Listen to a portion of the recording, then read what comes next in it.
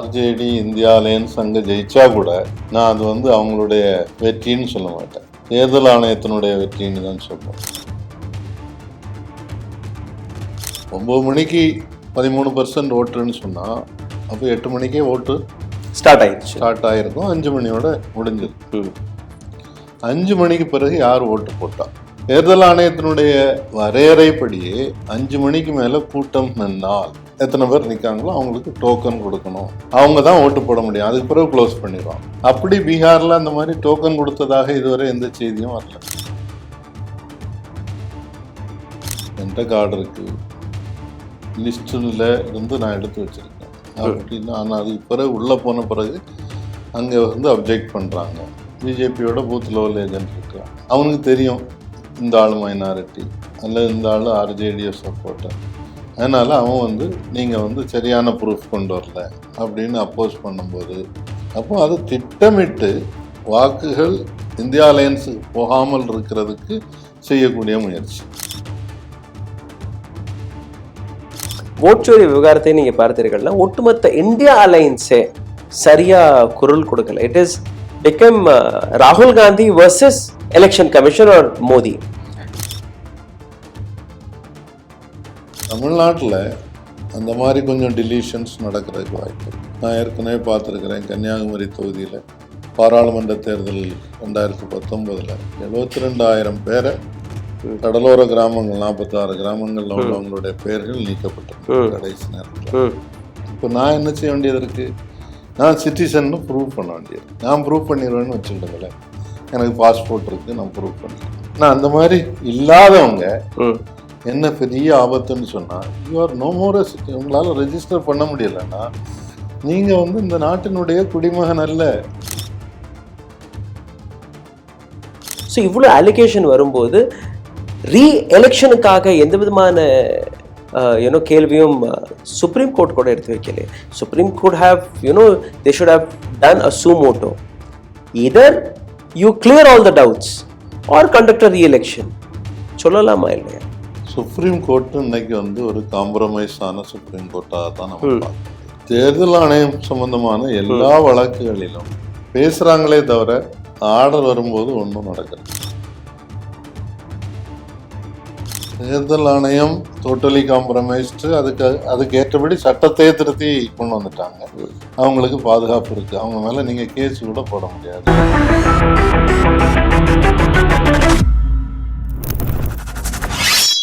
வணக்கம். Bihar election, SIR, ஓட்சோரி மூணுமே கடந்த ஒரு வாரமாக மிகப்பெரிய அளவில் லைம் லைட்டை எடுத்துக்கொண்டிருக்கிறது. பீகாரில் நடக்கக்கூடிய ஓட்டு திருட்டு, எஸ்ஐஆர் வழியாக நடக்கக்கூடிய ஓட்டு திருட்டு, அது தமிழகத்திற்கும் வரப்போகிறது. அதற்கான ஏராளமான எவிடன்சஸ்களை நாங்கள் எடுத்து காட்டி வருகிறோம். இன்னைக்கு மீண்டும் ஒரு முறை அதே மாதிரியான இன்னொரு சர்ச்சை. எந்த விதத்தில் பீகாரில் ஓட்டு திருட்டு நடந்தது, எந்த அளவில் பிஜேபியை சார்ந்த நபர்கள் டெல்லியிலும் ஓட்டு போட்டார்கள், அதே நபர்கள் பீகாரிலும் ஓட்டு போட்டார்கள். இந்த ஒட்டுமொத்த விஷயத்தில் நீங்க பார்த்தீர்கள்னா ஒரு மிகப்பெரிய சந்தேகம் இவிஎம் மீது மீண்டும் ஒரு முறை கிளம்பி இருக்கிறது. எப்படின்னு நீங்க பாருங்க. நான் காட்டக்கூடிய இந்த டைம் லைன், அதாவது நவம்பர் 6ஆம் தேதி 121 கான்ஸ்டியூன்சிகளில் தேர்தல் நடந்தது. 9 மணிக்கு நீங்க பார்த்தீர்கள்னா 13.13% vote percentage, voters turnout ratio. 11 மணி வரை நீங்க பார்த்தீர்கள்னா 27.65%, 1 மணிக்கு 42.31%, 3 மணிக்கு 53.77%, 5 மணிக்கு ஏராளமான இடங்கள்ல voting முடியணும். that is 60.30%. ஸோ 61% நீங்க பார்த்தீர்கள்னா பீகாருடைய வரலாற்றிலேயே ஒரு மிகப்பெரிய அளவில் ஓட்டு போடுவதாக கூறியிருந்தார்கள். ஆனா அதுக்கப்புறம் தான் மேஜிக்கே நடந்திருக்கு. Between 5 o'clock to 8 PM it is 64.46%. அடுத்த நாள் அது இன்னும் கொஞ்சம் கூடி 64.66%. இன்னைக்கு நவம்பர் 8ஆம் தேதி, அதாவது ஓட்டு போட்டு முடிச்சுட்டாங்க, 6ஆம் தேதி முடிச்சுட்டாங்க. இன்னைக்கு the election commission says it is 65.8%. From 60% to 65.8%, which is almost 5% கூடுதலா ஓட்டு பதிவாகியதாக கூறியிருக்கிறார்கள். இந்த 5% எந்த அளவில் பீகார் எலெக்ஷன் ரிசல்ட்டை பிரட்டி போட போகிறது என்று நீங்க பார்க்க வேண்டும். இன்னைக்கு இதை பற்றி மிகவும் ஆழமாக இந்த சப்ஜெக்டை பற்றி பேசுவதற்காக தாமஸ் அவர்கள் இணைந்திருக்கிறார். சார் வணக்கம். Sir, I have shown a little background of Bihar. இந்த ரிசல்ட்டை பார்க்கும்போது மறுபடியும் பிஜேபி வந்துருமா என்கிற ஒரு கேள்வி வருதா இல்லையா? அல்ல அந்த அளவில் அங்க ஓட் சோரி நடந்திருக்கா? As per you, what are you seeing இன் பீகார்? அதாவது இதுக்கு முன்னாலேயும் நடந்த தவறுகளை ஓட் ஃபார் டெமோக்ரஸி 2024 எலெக்ஷனில் எப்படி ஓட்டு கூடிச்சுன்றதை காட்டியிருக்கிறாங்க. ஹரியானாவில் நடந்தது இப்போவும் ராகுல் காந்தி காட்டியிருக்கிறாரு. ஆனால் அதுக்கு ஒரு வருஷம் 8 மாதத்துக்கு முன்னாலேயே ஓட் ஃபார் டெமோக்ரஸியோட டீட்டெயில் ரிப்போர்ட் இருக்கு. மகாராஷ்டிரா எலெக்ஷன் இதில் எல்லாம் பொதுவாக நடந்து இருக்கக்கூடிய அதே தவறு இப்போ பீகார்லேயும் நடக்கிறத பார்க்கணும். 9 மணிக்கு 13% ஓட்டுன்னு சொன்னால் அப்போ 8 மணிக்கே ஓட்டு ஸ்டார்ட் ஆகிருக்கும். 5 மணியோட முடிஞ்சது. 5 மணிக்கு பிறகு யார் ஓட்டு போட்டா? தேர்தல் ஆணையத்தினுடைய வரையறைப்படியே 5 மணிக்கு மேல கூட்டம் நின்னால் அந்த கூட்டத்துல கடைசியா பின்னால நிக்கிறவருக்கு முதல் டோக்கன் கொடுத்து உள்ள கொண்டு வந்து டோக்கன் எத்தனை பேர் நிக்காங்களோ அவங்களுக்கு டோக்கன் கொடுக்கணும். அவங்க தான் ஓட்டு போட முடியும். அதுக்கு பிறகு க்ளோஸ் பண்ணிடுவாங்க. அப்படி பீகார்ல அந்த மாதிரி டோக்கன் கொடுத்ததாக இதுவரை எந்த செய்தியும் வரல, எந்த சிசிடிவி ஃபுட்டேஜும் வரல. கட்டாயமாக அந்த நேரத்துல முழுமையாக அவங்களுடைய முக அடையாளம் தெரியும்படி சிசிடிவி ஃபுட்டேஜ் இருக்கணும்ன்றது வரையறை. இதெல்லாம் செய்திருக்காங்களா? செய்ததாக தேர்தல் ஆணையர் ஏதாவது சொல்லியிருக்காரா? ஒன்னும் சொல்லல. அவரு சிம்பிளா வரலாற்றிலேயே பெரிய அளவுல இந்த தடவை வாக்கு எண்ணிக்கை அதிகரிச்சிருக்குது, இது எங்களுடைய முயற்சி தான் அப்படின்னு சொல்லியிருக்காரு. எங்களுடைய முயற்சி தான்ன்றதுதான் நமக்கு பெரிய சிக்கலா இருக்கு. So is that to do anything with EVM? நிச்சயமாக அந்த சந்தேகம் வலுவாயிட்டே வருது இல்லையா? இப்போ டாக்டர் பொன்ராஜ் ஒரு பேட்டியில சொன்னார், இப்போ EVM it is also hatching ஓட்ஸ்ன்னு சொல்லி. ஸோ அந்த ஹேச்சிங் ஓட்டு தானே நடக்குது. நீங்க புள்ளிவரன்னு சொன்னீங்க. 6ஆம் தேதி நைட்டு ஒரு ஃபிகர், 6 மணிக்கு ஒரு ஃபிகர், 8 மணிக்கு ஒரு ஃபிகர், அப்புறம் நெக்ஸ்ட் டே ஒரு ஃபிகர், தேர்ட் டே ஆல்சோ ஒரு ஃபிகர். எப்படி கூட முடியும்? 8th எப்படி கூட முடியும்? ஒரு எலக்ட்ரானிக் மெஷின். அது நீங்க கால்குலேட்டர் மாதிரி தானே. அது எப்படி கூடிக்கிட்டே இருக்க முடியும்? இது யாருக்கும் புரியாத ஒரு புதிரா இருக்கு. புதிர் ஒன்றும் இல்லை, அது மேனிபுலேட் பண்ணப்படுகிறது அப்படின்றதான் இதுவரை தொடர்ச்சியாக வைத்துக் கொண்டிருக்கக்கூடிய குற்றச்சாட்டு. ராகுல் காந்தியோடைய பிரஸ் மீட் ஹைட்ரோஜன் பாம் என்று ஒரு சில நபர்கள் கூறுகிறார்கள். இன்னொரு பக்கம் ஹரியானாவில் 25 லட்சம் வாக்காளர்கள், ஹரியானாவில் இருக்கக்கூடிய மொத்த வாக்காளர்களுடைய எண்ணிக்கை 2 கோடி. 2 கோடி வாக்காளர்கள்ல 25 லட்சம் வாக்காளர்களை தவறுதான முறையில் சேர்ப்பதாக கூறியிருந்தார்கள். அதை எப்படி நீங்க பாக்குறீங்க? ராகுல் காந்தியுடைய அலிகேஷனுக்கும் தேர்தல் ஆணையம் பதில் கொடுக்காத சிச்சுவேஷன் ஒரு பக்கம், பிஜேபி தேர்தல் ஆணையத்தை மறுபடியும் டிஃபென்ஸ் செய்வதற்கான வேலையை பார்த்து வருகிறது. ஸோ ராகுல் காந்தியுடைய மிக முக்கியமான அலிகேஷன் கிட்டத்தட்ட 19 லட்சம் நபர்களை டியூப்ளிகேட் ஓட்டு அல்ல மற்ற தவறான ஓட்டுகள் வழியாக சேர்த்தது. அது பிரேசில் மாடல், அதெல்லாம் விட்டுருங்க, அதெல்லாம் ஒரு லைம் லைட்டுக்குன்னு வச்சுக்கலாம். பட் சீரியஸான அலிகேஷன் நீங்க பாத்தீங்கன்னா 3.5 lakh voters just before the election they deleted. Around 19 odd lakh voters they added, and around 5 lakh voters தவறான அட்ரஸ்ல அவங்க சேர்த்திருக்காங்க. உதாரணத்துக்கு நீங்க பாத்தீங்கன்னா ஒரு பிஜேபி தலைவர் வீட்டுல 66 ஓட்டு, ஒரு வீட்டுல 100 ஓட்டு, இன்னொரு வீட்டுல 506 ஓட்டு. அண்ட் இந்த வீடுகளில் போய் டெஸ்ட் செய்து பார்க்கும்போது அந்த நபர்களே கிடையாது. ரைட், ஒரே லேடியோடைய பேர்ல நீங்க பாத்தீங்கன்னா 212 இடங்கள்ல ஓட்டு, 100 இடங்கள்ல ஓட்டு, ஜஸ்ட் பை யூசிங் 1 photo. அதே பிரேசிலியன் மாடலுடைய ஒரு சின்ன ஸ்டோரி இன்னைக்கு வெளியில வந்திருக்கு. சுப்ரேஷ் ஒரு போட்டோவை பகிர்ந்து இந்த மாதிரி பிரசீலியன் மாடல் யார் பேர்ல பதிவிடப்பட்டதோ அந்த போட்டோ, அந்த பெண்மணி 2012 இறந்ததாக கூறுகிறார்கள். ஸோ இறந்து போன நபர்களுடைய ஓட்டர்ஸ் ஐடி கார்டில் எல்லாம் புதிய போட்டோவை போட்டு மறுபடி யாரெல்லாம் ஓட்டு போடுகிறார்கள், அதான் அந்த 5% இன்க்ரீஸ் ஆங்கிற கேள்வி வருது. அது எப்படி நீங்க பாக்குறீங்க? அதாவது ராகுல் காந்தி சொன்னபோது ஹரியானாவில் 8 வாக்காளர்களுக்கு ஒரு வாக்காளர் போலியாக பதிவு செய்யப்பட்டது அப்படின்னு சொன்னார். எக்ஸிட் போல்ல மேஜர் எக்ஸிட் போல் 5லையுமே காங்கிரஸ் தான் ஜெயிக்கிறதாக சொன்னார். பொதுவாக எக்ஸிட் போல் தவறுறதில்லை, 1-2 கொஞ்சம் வித்தியாசம் வரலாம். ஒப்பீனியன் போல் அப்படி இல்லை. அதுல காட்டின உதாரணங்கள் எல்லாமே அவர் தெளிவாக ஆதாரங்களோட காட்டியிருக்கிறார். இறந்தவங்க ஓட்டு போட்டிருக்காங்க, ஒரே ஆளுடைய புகைப்படத்தை வச்சு பல இடங்கள்ல 200க்கு மேல் இடங்கள்ல ஓட்டு போட்டிருக்காங்க. புகைப்படம் ஒன்னா இருக்குது, பேர் வேறையா இருக்குது. அந்த பிரேசிலியன் மாடலுடைய பேர் கூட லக்ஷ்மி, சரஸ்வதி இப்படின்னு வெவ்வேறு இடங்கள்ல பதிவு செய்திருக்கிறாங்க.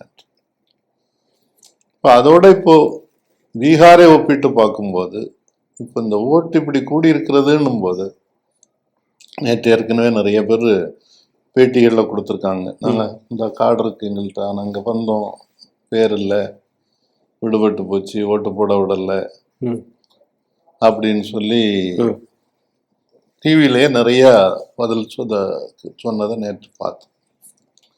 இன்னொரு பக்கத்தில் வெளிமாநிலத்தில் ஏற்கனவே ஓட்டு போட்டவர் பீகாரில் இப்போ ஓட்டு போடுறார். போன தேர்தலில் டெல்லியில ஓட்டு போட்டவங்க இங்க இதெல்லாம் சாம்பிள் தான். பத்திரிகைகளுக்கு கண்டுபிடிச்சு எடுக்கிறது என்பது ஒரு சிலதா தான் இருக்கும். அப்ப இதே மாதிரி என்ன எவ்வளவு பேர் செய்திருப்பாங்கன்றது தெரியாது. இந்த ஞானேஷ்குமார் இந்த பத்திரிகையாளர் சந்திப்பு பேட்டியில என்ன சொன்னாரு, பத்திரிகையாளர்கள் கேட்கிறாங்க, ஒரு டீடூப்ளிகேஷன் சாஃப்ட்வேர்னு ஒன்று இருக்குல்ல, அதை ஏன் நீங்க பயன்படுத்த மாட்டீங்கன்னு.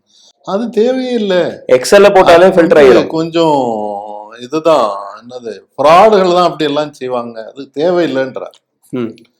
அந்த டூப்ளிகேஷன் சாஃப்ட்வேர் நீங்க சொன்ன மாதிரி எக்ஸல் ஷீட்ல போட்டிருந்தால் இந்த ஒரே போட்டோ எத்தனை பயன்படுத்தி இருக்க முடியாது, ஒரே முகவரியை பயன்படுத்தி இருக்க முடியாது, இன்னொரு மாநிலத்துல 2 மாநிலத்துல 3 மாநிலத்துல ஓட்டு வச்சிருக்க முடியாது. அதை ஈஸியா சால்வ் பண்ண முடியும். சால்வ் பண்ண விரும்பல, அதனாலதான் அவர் பத்திரிகையாளர் சந்திப்பிலே சொல்றாரு அதுக்கு தேவையே இல்லைன்றார். ரொம்ப எளிதாக செய்யக்கூடிய டெக்னாலஜி இவ்வளவு அட்வான்ஸ் ஆயிருக்கு அப்படின்னு சொன்னால அதை பயன்படுத்த தயாராகலன்றது அப்போ உள்நோக்கத்தோட தானே செய்யறாங்க. அதனால நிச்சயமாக இந்த தேர்தலையும் பீகார்ல மோசடி தான் நடந்துகிட்டு இருக்குதுன்றதான் பார்க்கணும். சார், இந்த இடத்துல இன்னொரு மிக முக்கியமான விஷயம், நீங்க சொன்னபடிதான் டெல்லியிலயும் ஓட்டு போட்டாங்க, பீகார்லயும் போய் ஓட்டு போட்டாங்க. ராஜ்யசபாவின் முன்னாள் எம்பியான Rakesh Sinha is a very senior BJP leader. பிப்ரவரி மாதம் 5ஆம் தேதி டெல்லியில ஓட்டு போடுறாரு. இதே நபர் இங்கேயும் ஓட்டு போடுறாரு. அதுக்கப்புறம் ஆம் ஆத்மி கட்சியை சார்ந்த சௌரப் பாரத்வாஜ், காங்கிரஸ் எல்லாருமே அந்த எலிகேஷன் எடுத்து வைக்கிறாங்க. ஒரு 4-5 பேர் எடுத்து வைக்கிறாங்க. இந்த இடத்துல நீங்க பார்த்தீர்கள்னா as per the law they say ordinary citizen, ordinary address, ordinary residence நீங்க பார்த்தீங்கன்னா 180 நாட்கள் ஒரு இடத்துல நீங்க இருந்தாலே போதும், நீங்க அந்த இடத்துல ஓட்டு போடலாம்.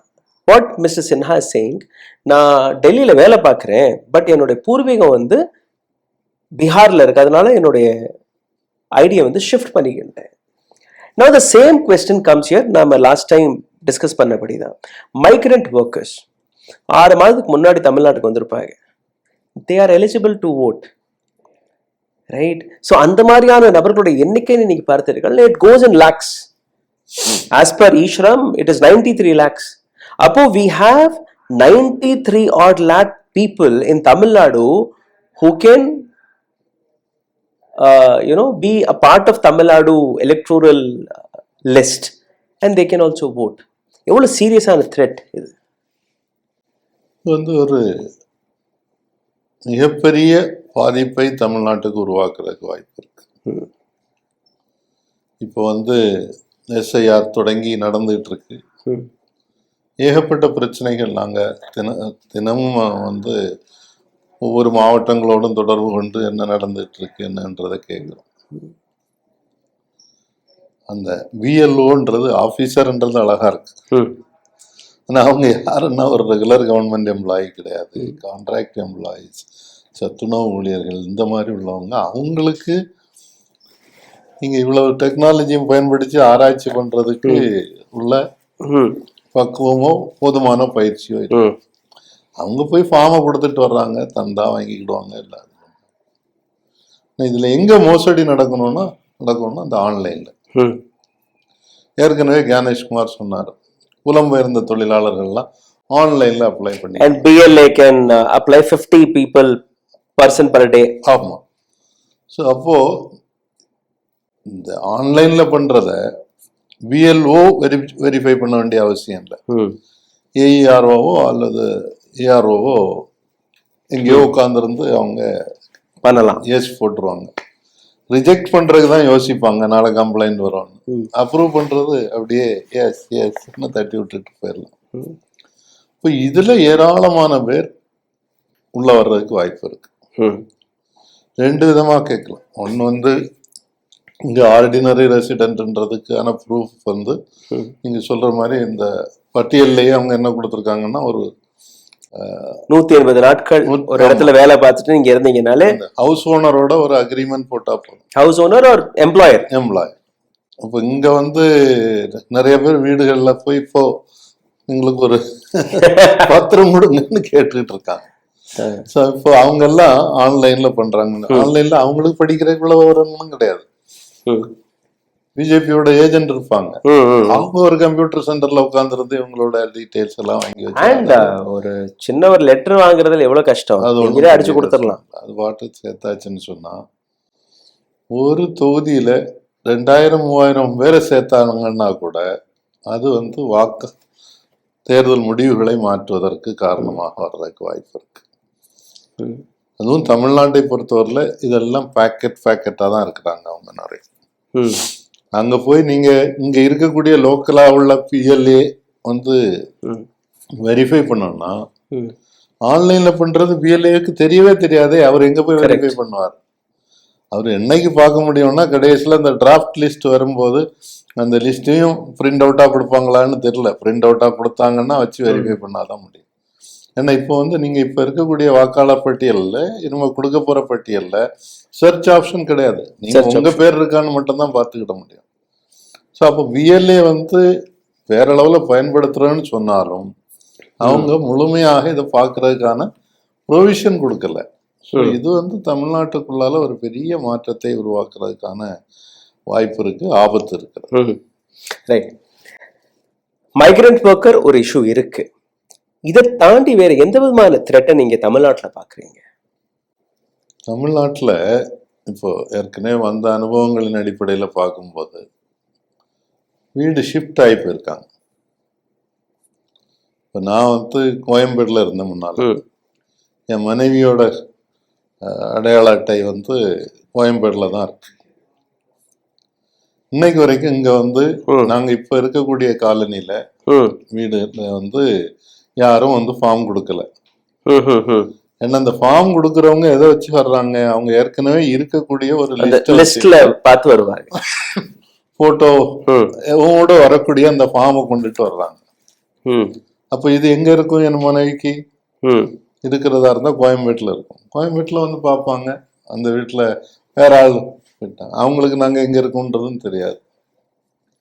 அப்போ நாங்களா தேடி போய் ஆன்லைன்லயோ அல்லது இங்க இருக்கக்கூடிய ஒரு பிஎல்ஓவையோ கண்டுபிடிச்சு, இல்லைங்க எங்களுக்கு முன்னால அங்க இருந்தது, அப்போ அதுக்கு நீங்க அடுத்தால ஃபார்ம் 7 ஒரு ஃபார்ம் இருக்கு, அதை நிரப்பி கொடுக்கணும், நான் மாறுதலாகி வந்திருக்கிறேன் அதனால இதுல சேர்க்கணும்னு சொல்லி எத்தனை பேர் இதுக்கு நேரம் செலவழிச்சு, அதுவும் குறிப்பா டெய்லி வேலைக்கு போறவங்க எல்லாம் எப்படி செலவழிச்சு செய்துக்கிடுவாங்கன்றது கஷ்டம்.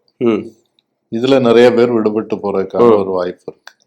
ரெண்டாவது, இவங்க இப்ப போற இடங்கள்ல எனக்கு கிடைத்த தகவல் படி அவங்க வந்து ஏற்கனவே பட்டியல்ல இருக்கிறவங்களுக்கு தானே ஃபார்ம் கொடுக்குறாங்க. இப்போ 18 வயசான பிள்ளைகள் இருக்கும், பையங்க இருப்பாங்க, அவங்களுக்கு ஃபார்ம் கொடுக்கல. அப்போ அவங்க ஒன்றுலேயே போய் ஆன்லைனில் ஃபார்ம் 6 டவுன்லோட் பண்ணி ஃபில்அப் பண்ணணும். இல்லைன்னு சொன்னால் அவங்க பிஎல்ஓட்ட திருப்பி போய் ஸ்பெஷலாக ரிக்வெஸ்ட் பண்ணி அதுக்கு ஒரு பிஎல்ஏ பிடிச்சி அவங்க மூலமாக ஃபார்ம் வாங்கி நிரப்பி கொடுக்கணும். எல்லாருக்கும் இதை பற்றி கவலை இருக்குமா, அக்கறை இருக்குமா அப்படின்ற ஒரு கேள்வி இருக்கு. மூணாவது, நான் மிகப்பெரிய ஆபத்தாக பார்க்கறது என்னன்னு சொன்னா, இந்த மாதிரி டிரான்ஸ்ஃபர்னாலேயோ இல்லை இந்த 2002 பட்டியலில், அதுவும் தமிழ்நாட்டை பொறுத்தவரையில் 2 விதமான பட்டியல் இருக்கு. அப்போ டைம் கொடுத்து 2002ல் 197 தொகுதி, அப்புறம் 2005ல் தான் 37 தொகுதி பண்ணியிருக்காங்க. இப்போ உங்களுக்கு இப்போ எனக்கு இத்தனை வருஷத்துக்கு முன்னால 2002ல் பண்ணாங்களா 5ல் பண்ணாங்களா எனக்கு எப்படி தெரியும்? நான் எங்க போய் தேடுறது? ஒரு பட்டியல் இருக்கு, அந்த பட்டியல்ல போய் ஆன்லைன்ல எல்லாம் சர்ச் பண்ணி அந்த பட்டியலையாவது அவங்க வெளியில விட்டா தட் டு சர்ச்சபிள், அதுல விட்டா ஆப்ஷன் இல்ல. நான் தேடி தேடி தேடி பார்த்து இது வரைக்கும் என் பேர் எங்கேயும் இல்லை. 2002 கன்னியாகுமரியில் போட்டு பார்த்தாச்சு, 2005 இங்கே சென்னை போகிறது. நான் 2002 ஆக்சுவலாக கன்னியாகுமரியில் தான் இருந்தேன். ஒவ்வொரு தொகுதியாக போட்டு பார்த்தாச்சு, இல்லை. 2 வருஷத்துக்கு ஒரு தடவை டிரான்ஸ்ஃபர் ஆகிட்டு இருந்தோம். அப்போ ஒருவேளை நம்ம வேற எங்கேயாவது ரெஜிஸ்டர் பண்ணியிருப்பாங்களோ அப்படின்னு பார்த்தா இல்லை. இப்போ நான் என்ன செய்ய வேண்டியது இருக்கு? நான் சிட்டிசன் ப்ரூவ் பண்ண வேண்டியிருக்கு. நான் ப்ரூவ் பண்ணிடுவேன்னு வச்சுக்கிடுங்களேன், எனக்கு பாஸ்போர்ட் இருக்கு, நான் ப்ரூவ் பண்ணிக்கலாம். ஆனால் அந்த மாதிரி இல்லாதவங்க என்ன பெரிய ஆபத்துன்னு சொன்னா, you are no more a city. உங்களால ரெஜிஸ்டர் பண்ண முடியலன்னா நீங்க இந்த நாட்டினுடைய குடிமகன் அல்ல. 50 வயசு இருக்கு ஆயிருக்கலாம், 60 வயசு ஆயிருக்கலாம், 80 வயசு கூட ஆயிருக்கலாம். இங்கேயே பிறந்து வளர்ந்தவனுக்கு நான் போய் ப்ரூவ் பண்ணணும், நான் தான் இந்த நாட்டினுடைய குடிமகன் தான் அப்படின்னு ப்ரூவ் பண்ணணும்னு ப்ரூவ் பண்ண முடியாமல் போகும்போது வரக்கூடிய எதிர்காலத்துல உள்ள ஆபத்து இன்னைக்கு வரைக்கும் அவங்க சொல்ல மாட்டேன்றாங்க. ஆனா அஸ்ஸாம்ல இருந்து பாத்துக்கலாம், என்ஆர்சியில என்ன செய்தாங்களோ அதைத்தான் இதுல செய்யறதுக்கு முயற்சி பண்றாங்க. அஸ்ஸாம்ல அந்த மாதிரி நிறைய பேரை உங்களுக்கு ப்ரூஃப் இல்லை அப்படின்னு சொல்லி கைது செய்து ஜெயில அடைச்சிருக்காங்க. கல்கத்தாவில இருந்து போனவன் அங்க ப்ரூஃப் கொடுக்க முடியல, ஆனா அவனை நீ வெளிநாட்டுல இருந்து வந்தவன்னு போட்டு பிடிச்சு உள்ள போட்டாங்க. அப்போ இந்த நாளை நீ சிட்டிசன் கிடையாது, அப்போ உனக்கு ரேஷன் கார்டு கிடையாது. உனக்கு எதுக்கு அரசாங்கம் இலவசமா அரிசி கோதுமை கொடுக்கணும்? ரேஷன் கார்டை கட் பண்ண, பேங்க் அக்கௌண்ட்டுக்கு நீ கொடுத்துருக்கக்கூடிய ப்ரூஃப் படி நீ சிட்டிசன் இல்லை, இப்போ அக்கௌண்ட்டை க்ளோஸ் பண்ண. இப்படின்னு வந்தா உங்களுடைய வாழ்வாதாரமே பாதிக்கும் இல்லையா? Very true, very true. அரசியல் சாசனம் ரைட் டு லைஃப்னு ஒன்று கொடுத்துருக்காங்க. இந்த ரைட் டு லைஃப் அண்ட் லிபர்ட்டியே இதுல அடிபட்டு போகுது. இதுதான் மிகப்பெரிய ஆபத்தாக நான் பார்க்கிறேன். பீகார் எலெக்ஷன்ல இன்னொரு இஷ்யூ நான் பார்த்தேன், that can occur in Tamil Nadu also. Register ஆயிருச்சு, அவங்க கையில எபிக் கார்டு இருக்கு, எல்லாமே இருக்கு. பட் ஓட்டு போட போகும்போது நீங்க பிரிண்ட் அவுட் எடுத்துட்டு வரணும், நீங்க இந்த போன்ல எல்லாம் காட்ட தேவையில்லை. இந்த மாதிரியான ஏராளமான திடீர் ரூல்ஸ்களை அவங்க போட்டிருக்காங்க. இன்னொரு சில இடங்கள் நீங்க பார்த்தீர்கள்னா, ஒரு இடத்துல இருந்து இன்னொரு இடத்துக்கு போகவே விடாமல் போலீஸை வச்சு சிஆர்பிஎஃப் வச்சு தடுத்து நிறுத்த காட்சியெல்லாம் நம்ம பார்த்தோம்.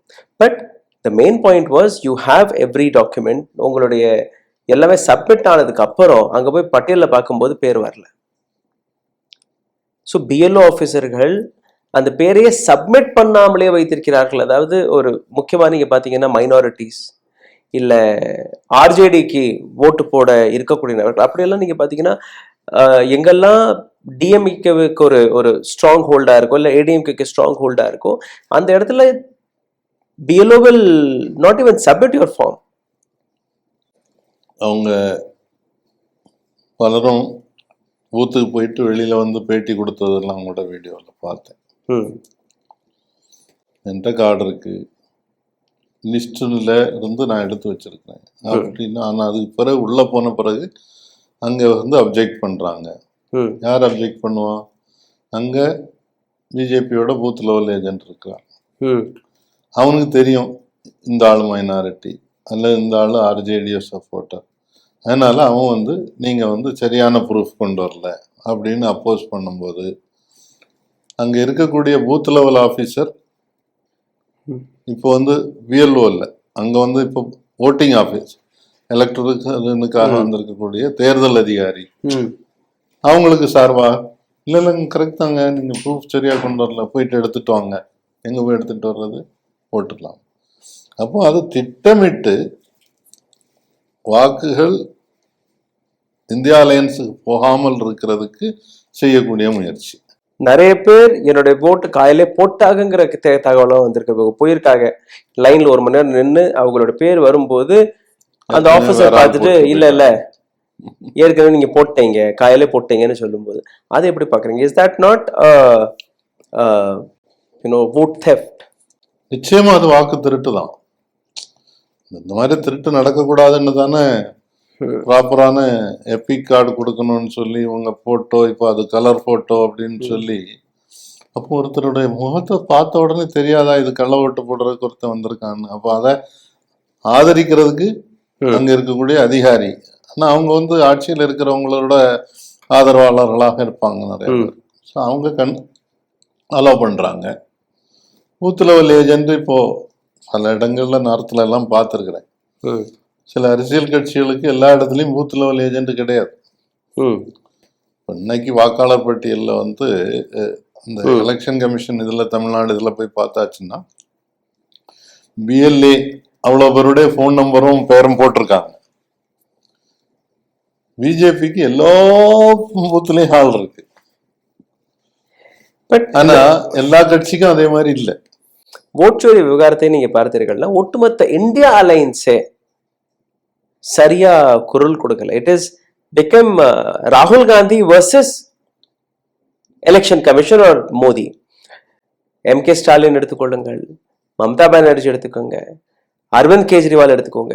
அவ்வளோ ஸ்ட்ராங்கா அவங்க ஏன் வெளியில வராம இருக்கிறாங்க? ஏன்னா ராகுல் காந்தியோட 3வது பிரஸ் மீட், 3 பிரஸ் மீட்லயுமே ராகுல் காந்தி எடுத்து வைத்த ஏராளமான கேள்விகள், ஏராளமான குற்றச்சாட்டு.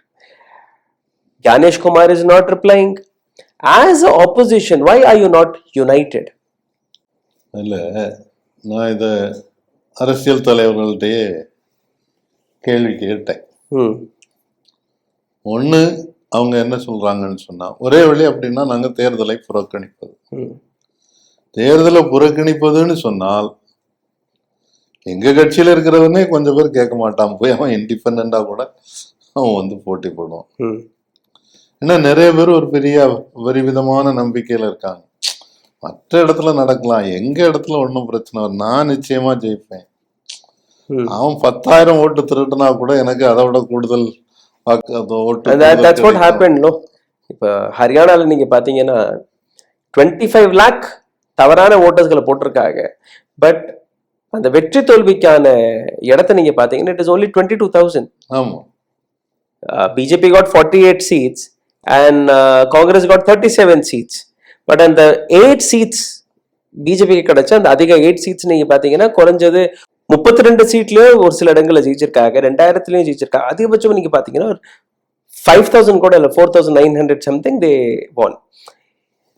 25 lakh ஓட்டுகளை திருடிய பின்பு கூட ஒட்டுமொத்த ஹரியானால வெற்றி தோல்விக்கான extra vote is only 1.8 lakhs.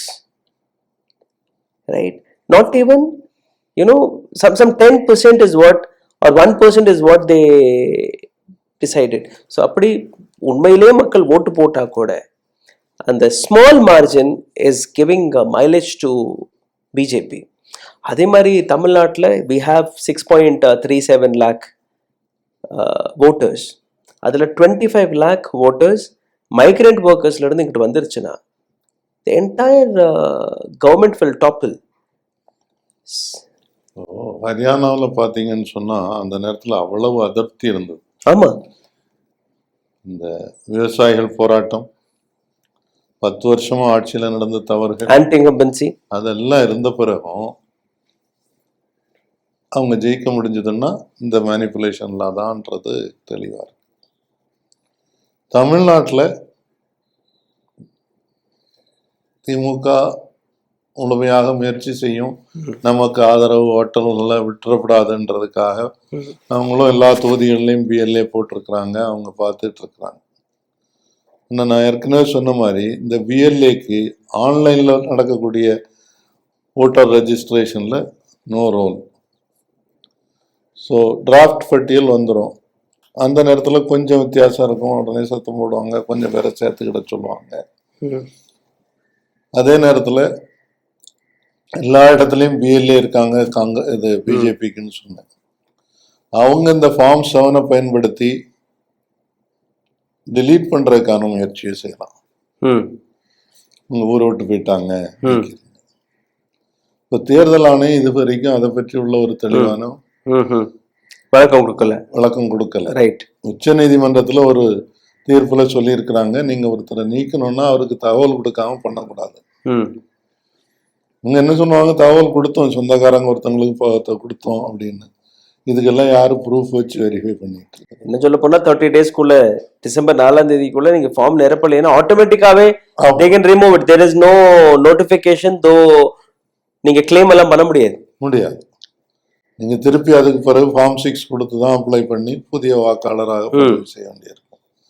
இன்னைக்கு லெவல்ல இருக்கக்கூடிய ஓட்டர்ஸ் லிஸ்ட்டை வந்து ஃப்ரீஸ் பண்ணிட்டாங்க. அது it is no more in use. அப்போ தமிழ்நாட்டில் அந்த மாதிரி கொஞ்சம் டிலீஷன்ஸ் நடக்கிறதுக்கு வாய்ப்பு இருக்கு. நான் ஏற்கனவே பார்த்துருக்கிறேன், கன்னியாகுமரி தொகுதியில் பாராளுமன்ற தேர்தல் 2019 72,000 பேரை கடலோர கிராமங்கள் 46 கிராமங்கள்ல உள்ளவங்களுடைய பெயர்கள் நீக்கப்பட்டிருந்தது கடைசி நேரத்தில். ஸோ அந்த ஒரு ஆபத்து என்பது தமிழ்நாட்டிலையும் இன்னும் நடக்கலாம். என்ன நடக்குதுன்னா, நீங்க ஃபைனல் ஓட்டர் லிஸ்ட்னு கொடுத்துட்டீங்க, அதுக்கு பிறகு சப்ஸ்டிக்வெண்டா டிலீட் பண்ணிருக்கிறீங்க. அது என்னைக்கு தெரியுது உங்களுக்கு? எலெக்ஷன் நடத்துற அன்னைக்கு தான் தெரியுது. அப்போ நீங்க போய் ஆளுகளை ஓட்டு போட வைப்பீங்களா இல்ல ப்ரொட்டஸ்ட் நடத்திட்டு இருக்கீங்க? ரைட். தேர்தல் முடிஞ்ச பிறகு என்ன ஆயிருது? ஒரே ஒரு வழிதான், நீங்க வழக்கு தான் போட்டு ஆகணும்னு வருது.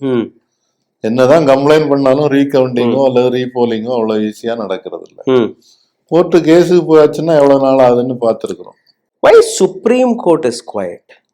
ஏன்னா ஹரியானா பொறுத்தவரையில் ரொம்ப பெரிய அலிகேஷன் அண்ட் பிரமாதமான டாக்குமெண்டேஷன் பை ராகுல் காந்தி. அதுக்கு முன்னாடி மஹதேவபுரா, Maharashtra, Aditya Thackeray had come out, he had shown certain documents. Raj Thackeray, MNS அவரும் வெளியில இதே மாதிரி பிரஸ் மீட்லாம் வச்சு பண்ணியிருக்காரு. ஸோ இவ்வளோ அலிகேஷன் வரும்போது ரீ எலெக்ஷனுக்காக எந்த விதமான கேள்வியும் சுப்ரீம் கோர்ட் கூட எடுத்து வைக்கல. Supreme court have they should have done a suo moto. Either you clear all the doubts or conduct a re-election. சொல்லலாமா இல்லையா? சுப்ரீம் கோர்ட் இன்னைக்கு ஒரு காம்ப்ரமைஸ் ஆன சுப்ரீம் கோர்ட்டாக தான் நம்ம பார்க்க வேண்டியிருக்கு. தேர்தல் ஆணையம் சம்பந்தமான எல்லா வழக்குகளிலும் பேசுறாங்களே தவிர ஆர்டர் வரும்போது ஒன்றும் நடக்கிறது. பீகாரை பொறுத்தவரையில் என்ன செய்திருக்கணும், தேர்தல் வரப்போகுது, அதனால இம்மீடியட்டா இப்போ SIR ஸ்டாப் பண்ணு, இருக்கிற ஓட்டர்ஸ் லிஸ்ட்டை வச்சு எலெக்ஷன் நடத்து, ரூல்ஸே இல்லை அப்படின்னு சொல்லியிருக்கலாம். Up to dated voters list இருந்தது இல்லை. அவசரமா SIR நடத்தினால இந்த பிரச்சனை இருக்குது. சொல்றாங்க தேர்தல் ஆணையத்திட்ட ஆதார் கார்டு எடுத்துக்க அப்படின்னு, எடுக்கல பிறகு கடைசி நேரத்தில் டிராஃப்ட் லிஸ்ட் வந்த பிறகுதான் ஆதாரை எடுத்துக்க அப்படின்னு சொல்றாங்க. அதுக்கு பிறகு கொஞ்சம் பேருடைய பெயர் சேர்க்கப்பட்டிருக்கு. அதுல தேர்தல் ஆணையம் நீங்க நேரே பார்த்துடலாம். சூரியகாந்த் மிஸ்ரா நவம்பர் 24ஆம் தேதியிலிருந்து உச்சநீதிமன்றத்தினுடைய தலைமை நீதிபதியாக பணியாற்ற போறார். கிளியரன்ஸ் பண்ணியாச்சு. ஸோ அதனால அவரு அரசாங்கத்தை எந்த விதத்திலையும் பதிச்சுக்கிடுறதுக்கு தயாரா இல்லை. திமுக போய் வழக்கு போட்டுறாங்க. 4ஆம் தேதி ஹியரிங் நடந்திருக்கணும்.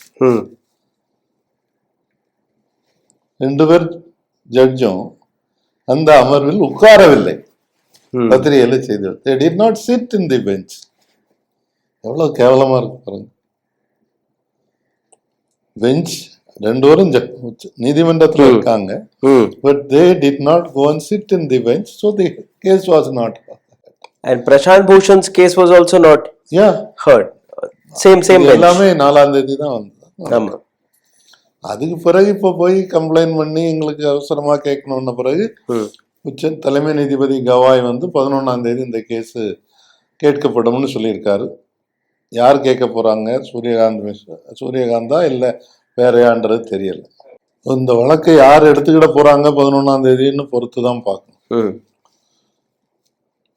இதுவரை உள்ள அனுபவத்தின் அடிப்படையில் உச்ச நீதிமன்றத்துக்கு மேலே இன்னைக்கு ஒரு பெரிய நம்பிக்கை மக்களுக்கு இல்லை. பிரசாந்த் பூஷன் மாதிரி உள்ளவங்க அதை பகிரங்கமாக அக்குவேரா அணிவேரா விளக்கியாச்சு. தலைமை தேர்தல் ஆணையர் உட்பட ஜெயிலுக்கு போக வேண்டியவங்கன்றத வேற அவர் சொல்லியாச்சு. இன்னும் அவ்வளவு தூரம் தவறுகள் தொடர்ந்து நடந்துகிட்டு இருக்குதுன்னு சொல்லி இது வந்து நாட்டினுடைய ஜனநாயகத்துக்கு ஒரு ஆபத்து. ராகுல் காந்தி அடிக்கடி ஜென்சிங்கிற வார்த்தை எடுத்து வைக்கிறார். ஸோ இந்தியாவிலும் அதே போன்ற போராட்டம் வராத வரை இதெல்லாம் சரி செய்ய முடியாதாங்கிற ஒரு கேள்வி. இல்லை இதெல்லாம் சரிபார்ப்பதற்கான என்ன வாய்ப்பு இருக்கு? Because I don't want India மாதிரியான கண்ட்ரியில் ஸ்ரீலங்காவில் என்ன நடந்ததோ, வெஸ்ட் பெங்கால் பங்களாதேஷ்ல என்ன நடந்ததோ, நேபாள் அது வந்து இந்தியா மாதிரியான நாட்டுக்கு வந்து ரொம்ப பெரிய கேடாக மாறிடும். So that should not happen. But what all solutions do we have? அதாவது ஒரு ஜனநாயக நாட்டில் bureaucracy, court, election commission, paper, the fourth பில்லர்னு சொல்கிறாங்க. இந்த 4 பில்லருமே அடிபட்டதுன்னா ஜனநாயகம் ஆபத்தில் போயிடுது. இன்னைக்கு கண்கூடா தெரியுது அதிகாரிகள் எப்படி நடந்துக்கிட்டாங்கன்னு சொல்லி. Right. Bureaucracy is totally compromised. Entire Delhi bureaucracy is from from Gujarat. ரெண்டாவது குஜராத்ல இருந்து 10 bureaucrat and 13-14 பேர் from யூபில இருந்து. Bihar is such a large state and bureaucrats பாத்தீங்கன்னா majority of them are from Bihar. அந்த மாதிரியான ஸ்டேட்ல you are importing officers from Gujarat and Uttar Pradesh. தேர்தல் ஆணையம் டோட்டலி காம்ப்ரமைஸ்டு. அதுக்கு ஏற்றபடி சட்டத்தை திருத்தி கொண்டு வந்துட்டாங்க. அவங்களுக்கு பாதுகாப்பு இருக்கு. அவங்க மேல நீங்க கேஸ் கூட போட முடியாது. நீதிமன்றத்தை பொறுத்தவரையில நீதிமன்றத்துல நீதிபதிகள் நியமிக்கிறதுலயே நிறைய கோளாறுகள் நடக்கிறத பத்திரிகையில பார்த்துட்டு பல ஜட்ஜ்மெண்ட்ல ரொம்ப தவறான தீர்ப்புகள் வர்றதான் இப்போ சமீபத்துல பார்த்துட்டு இருக்கோம். பத்திரிகைகளை பொறுத்தவரையில பெரும்பாலான பத்திரிகைகள் அதானி அம்பானியோட கையில தான் இருக்கு. நியூஸ் சேனல்ஸும் அப்படிதான் இருக்கு. கொஞ்சம் தான் இருக்கு. அவங்களும் வந்து பெரும்பாலானவர்கள் இந்த அட்வர்டைஸ்மெண்ட் எல்லாம் வேணுமே, கவர்மெண்டோட அட்வர்டைஸ்மெண்ட் வேணும்ன்றதுக்காக காம்ப்ரமைஸ்ல போயிட்டாங்க. ஸோ அது வந்து ஒரு பெரிய ஆபத்தை ஜனநாயகத்துக்கு உருவாக்கி இருக்கிறது. அப்போ இதுல இருந்து மீள்வதற்கு என்பது வரும்போது போராட்டத்தை தவிர வேற வழி இருக்கிறதா தெரியும். அதனால ராகுல் காந்தி சொல்றது அந்த யங்கர் ஜெனரேஷனுக்கு நான் எல்லா விளக்கங்களையும் சொல்றேன், உண்மைகளை புரிய வைக்கிறேன், அவங்க தான் கேள்வி கேட்கணும்னு சொல்லியிருக்கிறாரு. இன்னைக்கு வந்து டெல்லியில யூத் காங்கிரஸ் வந்து பெரிய போராட்டம் நடந்து தடியடியெல்லாம் நடந்திருக்கு. ஸோ நாம விரும்பல அப்படின்னா இந்திய நாட்டில் அந்த மாதிரி ஒரு அனைத்து கட்சிகளுமே ஒன்றா இல்லையே. கட்சிகள் இப்போ வந்து மமதா பானர்ஜி மிகப்பெரிய ஒரு ஊர்வலத்தை நடத்தினாங்க. Independently, not as united India Alliance. தமிழ்நாட்டில் 11ஆம் தேதி எல்லா மாவட்ட தலைநகரங்கள்லயும் ஆர்ப்பாட்டம் சொல்லியிருக்காங்க. இது கொஞ்சம் கொஞ்சமா இன்க்ரீஸ் ஆகி வரும். தனித்தனியா நிக்கிறது வந்து ரொம்ப நாளைக்கு தொடராது. அவங்களுடைய சுயநலத்துக்காகவாவது எல்லா கட்சிகளும் சேர்ந்து ஒண்ணு வந்து நின்னாதான் முடியும். இதுல இந்த தேர்தல் ஆணையத்தோட சண்டை போடுறத பொறுத்தவரையில தேர்தல் ஆணையத்துக்கு சில அதிகாரங்களை ஆர்டிகிள் 244 கொடுத்து வச்சிருக்கிறாங்க. ஸோ அதனால ஆட்சியில் இருக்கக்கூடிய ஒரு அரசாங்கம் அவங்க சொல்லக்கூடிய உத்தரவை ஏற்று நீக்க முடியாது. எங்க அதிகாரிகளை தரமாட்டேன்னு சொல்ல முடியுமா? முடியாது. ஆனா சொன்னா அது வந்து அரசியல் சாசனத்துக்கு எதிரான குற்றம், உங்க மேல நடவடிக்கை. பீகார்ல இருக்கக்கூடிய ஆன்டி இன்கம்பன்சி பிஜேபியினர்களை ஓட ஓட விரட்டுற அந்த காட்சியில பாக்குறோம். இதுக்கு முன்னாடி 2021 இதே மாதிரியான காட்சி பார்த்தோம். But BJP won, JDU won. இப்பவும் அதே மாதிரி ரிசல்ட் வந்துச்சுன்னா இதை எப்படி நீங்க பார்க்க போறீர்கள்? If NDA government forms the government again? ஒன்று ஆர்ஜேடி இந்தியா அலையன்ஸ் அங்கே ஜெயிச்சா கூட நான் அது அவங்களுடைய வெற்றின்னு சொல்ல மாட்டேன். தேர்தல் ஆணையத்தினுடைய வெற்றின்னு தான் சொல்லுவேன். நான் அவங்களுக்கு இன்னைக்கு ஒரு தேவை இருக்கு, நாங்க நியூட்ரலா இருக்கணும்னு ப்ரூவ் பண்றதுக்காக அந்த மாதிரி வாய்ப்பு இருக்கு. நீங்க இவ்வளவு நாளா இவிஎம் குறை சொன்னீங்க, எஸ்ஏஆரை குறை சொன்னீங்க, பாருங்க எதிர்கட்சி ஜெயிச்சிருக்குன்னு சொல்லி, அதுக்கு பிறகு மக்களுக்கு ஒரு நம்பிக்கை என்பது போயிடும்னு உடனே அதுக்கு பிறகு ஒவ்வொரு ஸ்டேட்டா அடிச்சுக்கிட்டே இருப்பாங்க. அவங்களுக்கு அது போதும். இது ஒரு பக்கம். ரெண்டாவது, இந்த தேர்தலில் போற பார்த்தா ஆர்ஜேடியும் காங்கிரஸையும் தோக்கடிக்கிறதுக்கான வேலைகள் எல்லாமே பல்வேறு விதத்துல நம்ம பேசினதன் அடிப்படையில் ஓட்டு எண்ணிக்கை அதிகரிக்கிறது உட்பட ராத்திரியா ஓட்டு எண்ணிக்கை அதிகரிக்கிறதெல்லாம் என்ன டைரக்ஷன்ல போகுதுன்னு காட்டுறதுன்னா இவங்களதான் பிஜேபி அலையன்ஸ். இந்த தடவை என்னை பொறுத்தவரையில பிஜேபி தான் சிஎம் போஸ்ட் இருக்கும். இவரு ஆமா, அவங்க ஜெயிச்சு நிதிஷை நீங்க வேணா சென்டருக்கு வாங்க, அங்க ஏதாவது போஸ்ட் தரோம் அப்படின்ற சொல்லுவாங்களே தவிர அவர் இன்னும் ஆட்சியில தொடர்வதற்கான வாய்ப்பு இல்லை. அப்ப இது அந்த மக்களுக்கு உண்மையிலேயே ஓட்டு போட்ட மக்கள், ஆர்ஜேடிக்கு காங்கிரஸுக்கு போட்ட மக்களுக்கு ஒரு எதிர்ப்பு உணர்வை உருவாக்கும். பீகார் தான் இந்திரா காந்திக்கு ஒரு பெரிய அடியை கொடுத்தது. ஜெயபிரகாஷ் நாராயணன் தலைமையில தொடங்கிய சிவில் டிஸ்ஒபீடியன்ஸ் மூவ்மெண்ட் நிறைய பேரை பிடிச்சி ஜெயில் போட்ட பிறகும் அடுத்த தேர்தலில் இந்திரா காந்தி ஒரு படுதோல்வியை சந்திச்சாங்க. ஸோ அந்த மாதிரி ஒரு சூழல் பீகார்ல இருந்து உருவாகிறதுக்கு வாய்ப்பு இருக்குதுன்னு நினைக்கிறேன். அதே மாதிரியான மகாத்மா காந்தியுடைய நான் கோஆபரேஷன் மூவ்மெண்ட், காங்கிரஸை பொறுத்தவரையில் காந்தி வழியில செல்லக்கூடிய ஒரு இது, தமிழ்நாட்டில் இருக்கக்கூடிய அனைத்து திராவிட கட்சிகள் பெரியாரை சார்ந்து நடக்கக்கூடிய கட்சிகள். நான் கோஆபரேஷன் மூவ்மெண்ட் இந்தியா முழுவதும் நடந்தது. அதே மாதிரி இன்னைக்கே கட்சிகள் அந்த வாய்ப்பை பயன்படுத்துறது இல்லை. தேர்தல் ஆணையம் ஒரு சட்டத்தை போட்டா அந்த சட்டத்தை வெல்கம் பண்றதுக்குன்னு யாருக்குமே அது இல்லை இல்லையா? இப்ப தமிழ்நாடு எடுத்துக்கோங்க, டிஎம்கே அண்ட் கூட்டணி கட்சிகள் holds more than 50 to 53% of vote share. அதே மாதிரி மம்தா லைக் சென்ட்ரல்ல நீங்க பார்த்தீர்கள், even India alliance got more than 50% of vote share. If they say we reject SIR, we don't want to support this wrong act, அது அங்கே முறிஞ்சிருமே. why this is not happening? அதுல ஒண்ணு நீங்க உங்க எதிரியும் ஒரு நேர்மையா நடக்கக்கூடிய எதிரின்னா நேர்மையா சண்டை போடலாம்.